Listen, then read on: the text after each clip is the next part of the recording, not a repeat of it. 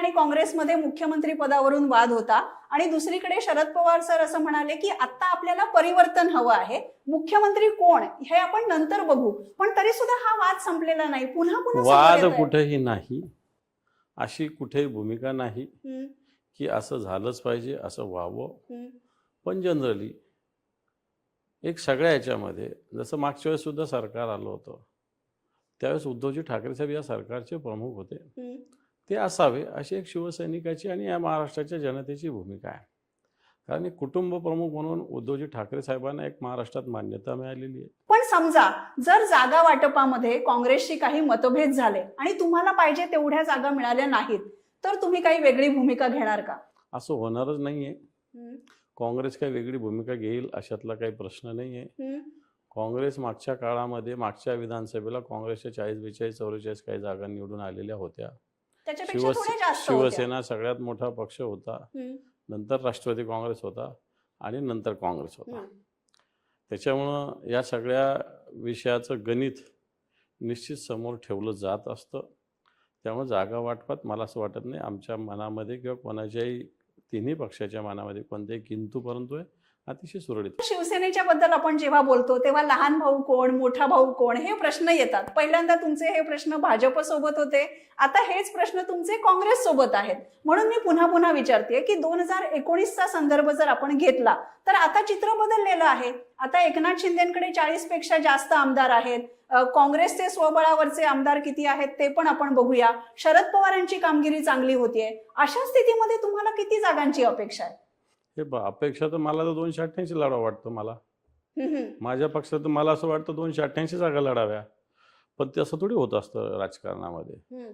राजकारणामध्ये सगळं म्हणजे तर शिवसेनेची इच्छा आहे की राज्यामध्ये स्वतंत्रपणे 288 जागा लढाव्या. एक दिवस तो दिवस येणार आहे, एक दिवस तो यावा असं आमच्या शिवसैनिकाला वाटतं की या राज्यातल्या सगळ्याच्या सगळ्या 288 जागा शिवसेने लढाव्या अशी स्थिती आमची निर्माण झाली पाहिजे. नुसत्या लढाव्या नाही तर त्या जिंकण्यासाठी लढाव्या अशा प्रकारची आमची ताकद निर्माण झाली पाहिजे, ही भावना तर आमची आहेच आहे. म्हणजे तुम्ही म्हणताय एक दिवस यावा, तो कधी? म्हणजे या निवडणुकीच्या आधी येणार आहे हा दिवस का नंतर? आता तर नाही. आता जरी आमची ताकद असली तरी आताच्या घडीला महाविकास आघाडी म्हणून आम्ही निवडणूक लढविण्याचा निर्णय घेतलेला आहे आणि त्या निर्णयाप्रमाणे आमचं जागावाटप सुरळीत होईल, प्रचार एकत्र होईल, निवडणूक सुद्धा आम्ही चांगल्या पद्धतीनं जिंकू, अशा प्रकारची स्थिती आहेच.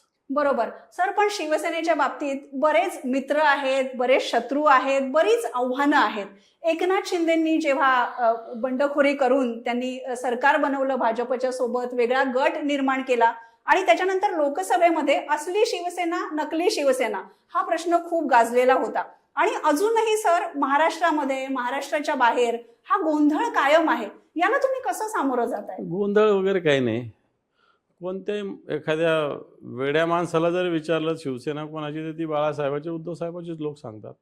आता हे लोक कोर्ट, त्याच्यानंतर निवडणूक आयोग, भारतीय जनता पार्टीची सत्ता यांच्या आशीर्वादाने यांना मिळालं. कोर्टाने जर निर्णय दिला असता आत्तापर्यंत यांच्या नावातून सगळं काढून घेतलं गेलं असतं शिवसेना वगैरे. पण भारतीय जनता पार्टीनं सत्तेचा उपयोग करून निवडणूक आयोग असेल ह्या सगळ्या यंत्रणांना स्वतःसाठी वापरून अशा पद्धतीने शिवसेनेत एक फूट पाडण्याचा प्रयत्न केला. पण झालं काय?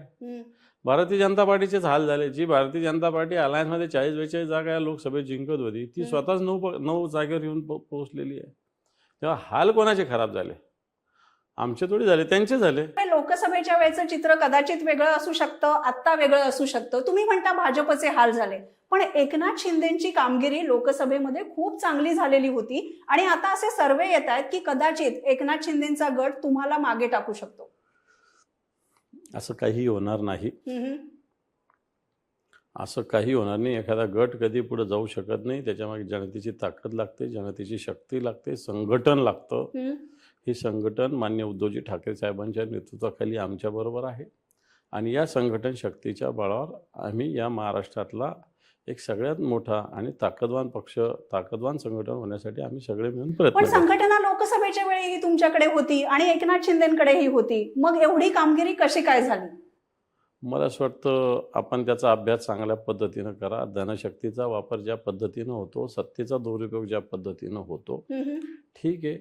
आम्ही काही ठिकाणी निश्चित कमी पडलो असू, परंतु मला वाटतं विधानसभेत या जिथं जिथं आम्ही कमी पडलो तिथं 100% दुरुस्ती होणार. तुम्ही म्हणताय की सत्तेचा दुरुपयोग केला गेला, फार गंभीर आरोप तुम्ही केलेले आहेत, पण त्याबरोबरच भाजप आणि शिवसेना म्हणजे मूळची शिवसेना यांची एक नॅचरल अलायन्स होती, नैसर्गिक युती होती आणि त्याचा फायदा एकनाथ शिंदेंना झाला, त्यांच्याकडे मतं ट्रान्सफर झाली. पण त्या प्रमाणामध्ये उद्धव ठाकरेंच्या शिवसेनेची कामगिरी जेवढी व्हायला हवी होती तेवढी झाली नाही. आता विधानसभेमध्ये काय सुधारणा करणार?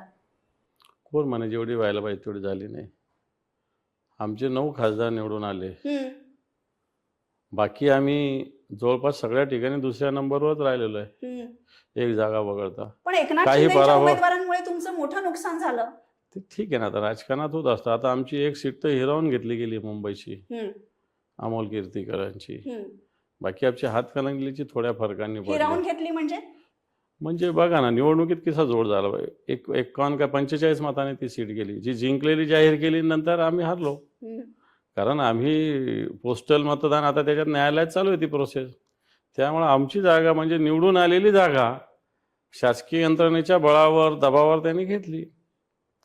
मग तुमची लढाई आता कोर्टामध्ये सुरू आहे. तुम्ही आता हातकणंगलेचा उल्लेख केलात. हातकणंगले, सांगली, मुंबईची जागा याच्यावरून जे वाद निर्माण झाले काँग्रेस आणि शिवसेनेमध्ये ते कधी सुटलेच नाहीत. आता विधानसभेमध्ये सुद्धा जर असे वाद झाले तर महाविकास आघाडीचं नुकसान होऊ शकतं. मला वाटतं तुम्ही सगळ्या महाविकास आघाडीचं नुकसान वगैरे एवढंच विचारताय. ह्या सगळ्या गोष्टी राजकारणात होत असतात. हे काही नवीन आहे अशातला भाग नाही. समोरच्यांचं कधी बोलले का तुम्ही? का तो विचार केला का तुम्ही? भाजपने कित्येक शिंदेचे उमेदवार बदलायला लावले, तिथं काय झालं? शिंदेचं काय झालं? शिंदेबरोबर किती लोक होते, किती जागा भाजपाने दिल्या, याचा तुम्ही कधी विचार केला का? मला असं वाटतं तुम्ही शिवसेना हे झालं ते झालं, बरोबर आहे. तर आमचं काय अपेक्षा होती लोकांना? आमचं सगळं अलायन्स मिळून ती जागा आलेल्या आहे. आणखी याच्यावरती काय यश पाहिजे? 48 पैकी हे लोक स्वतः 45 पार जाणार म्हणत होते. शिवसेना भोपळा फोडणार नाही म्हणत होते. आम्ही जागा जिंकल्या ना, 9 जिंकल्या ना. यांचे वक्तव्य ऐका ना, भोपळा फोडणार नाही म्हणत होते शिवसेना, 9 जागा जिंकल्या. आमचे उरले होते, आमच्यातले खासदार गेले होते, यांच्याकडे 12 खासदार गेले होते. किती आले यांचे? मग यांचा तर पराभव झाला, हे तुम्हाला दिसतच नाही.